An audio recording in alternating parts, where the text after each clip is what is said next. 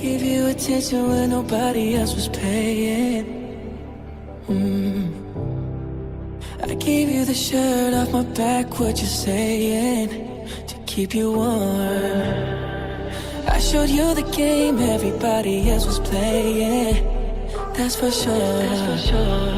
And I was on my knees when nobody else was praying. Oh Lord. Hello and welcome to The Alternative Conservative. I'm your host Tuesday. I want to thank you for joining me. I hope everyone had a great holiday. Happy New Year to you. I hope everyone's had a good New Year so far. It has been very cold where I'm at, so I hope everyone stays warm. I want to talk about Trump.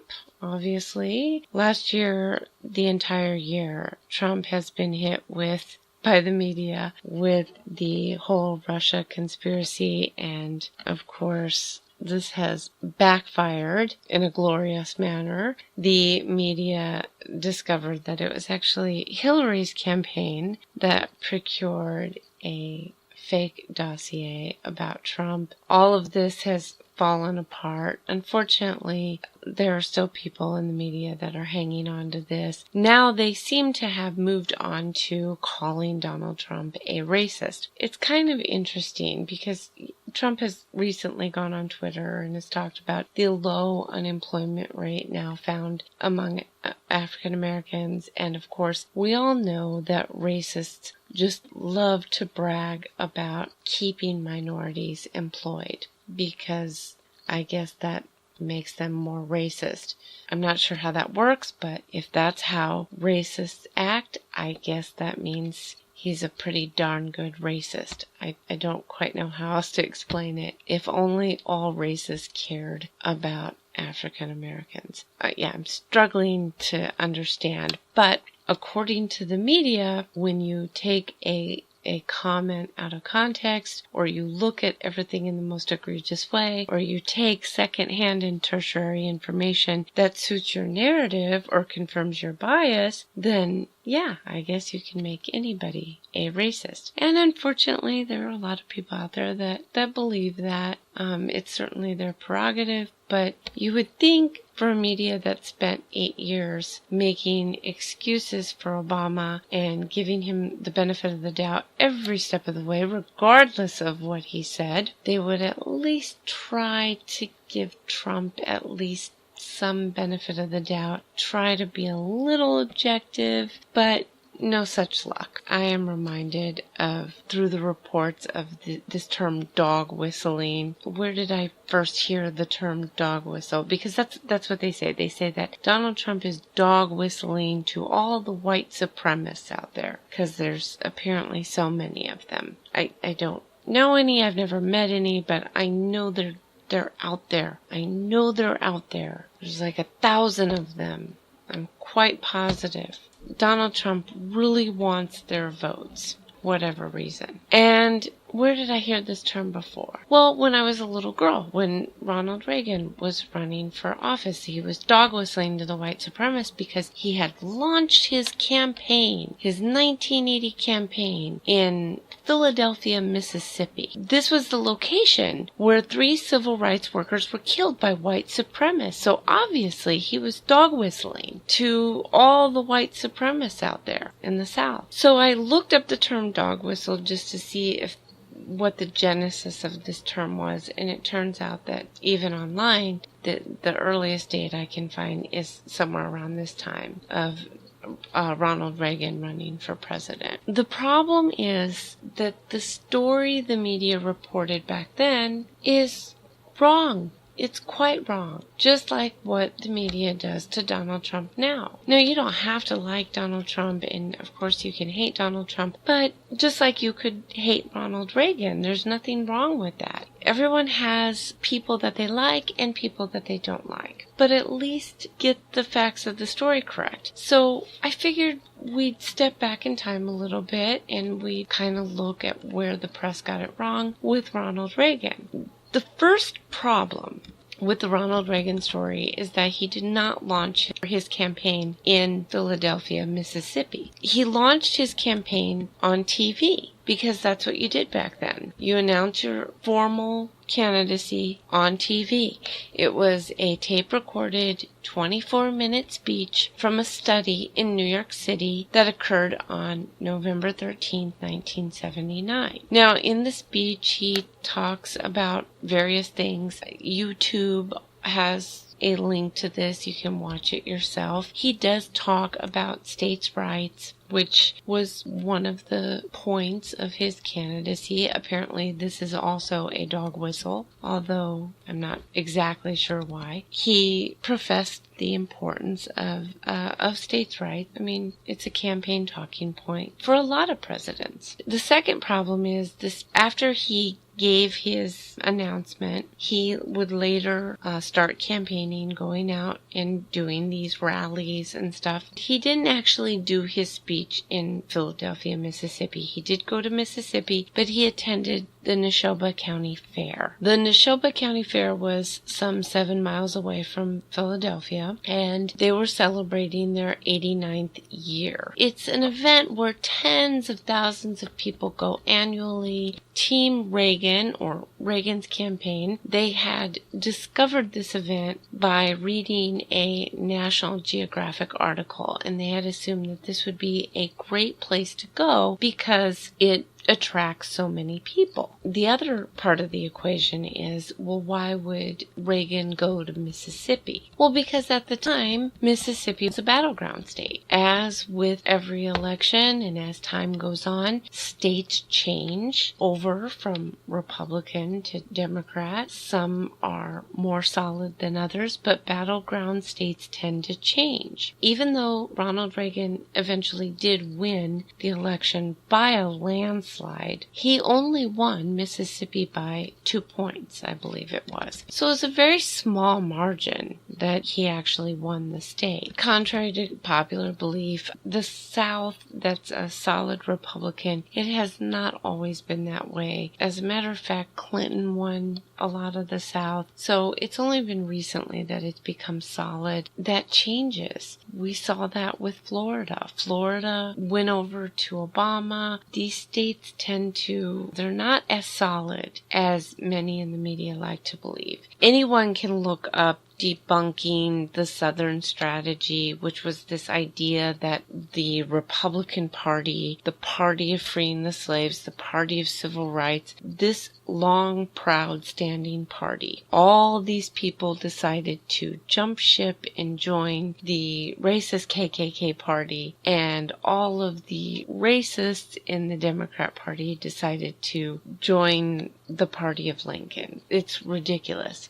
No, things change, people change, attitudes change as the South has changed. I know all the Democrats like to think of the South as this backward ass hillbilly area where they're all racist, but it's just simply not true. The attitude of the South has indeed very much changed over the years. What is interesting to note is that while the media is telling the American people that Ronald Reagan was dog whistling to white supremacists because of this supposed launch of his campaign, which again, his campaign launch was on TV, President Carter opened his general election campaign in Tuscumbia, Alabama. Now, why is this relevant? Because this is where the national headquarters of the Ku Klux Klan is located.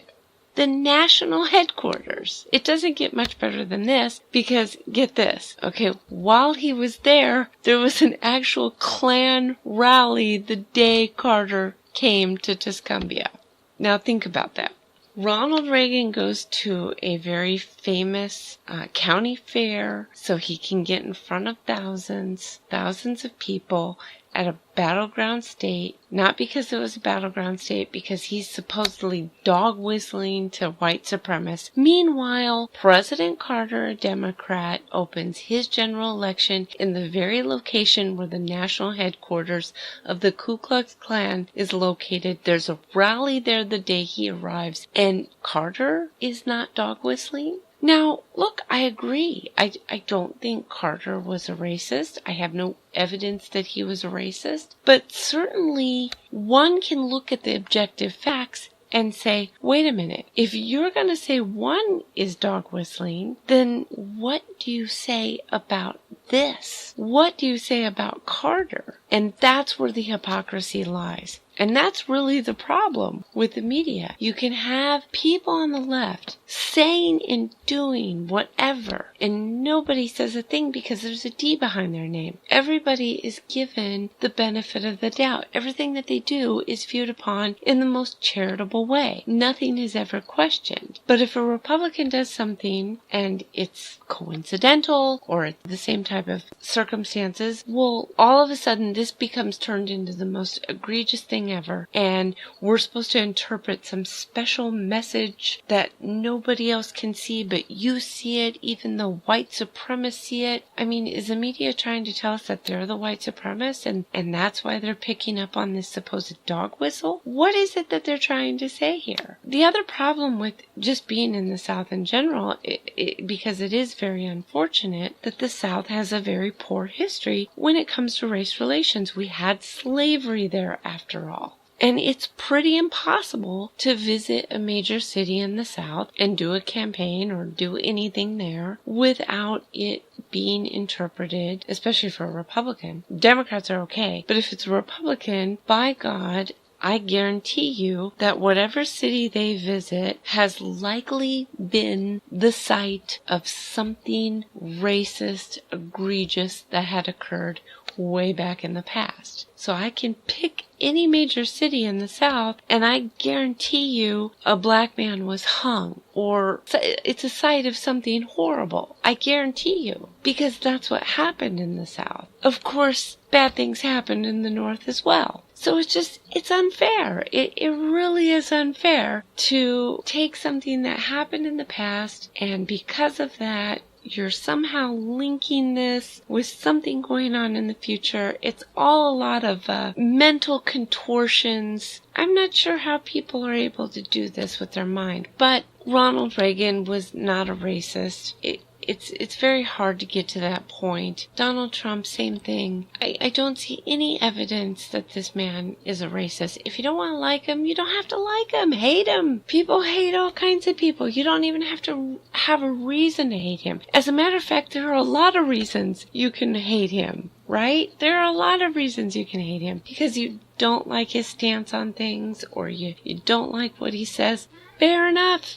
Fair enough. Go for it. But if you're gonna call people racist, or you're gonna accuse people of being something, boy oh boy, try to give them the benefit of the doubt. Try not to look at things in this black and white lens. Try to think of it as, okay, if this were Obama that did this, would I criticize him? And I can almost guarantee you would give Obama the benefit of the doubt because you like Obama. Surprise, surprise. And I say this to the right wing as well.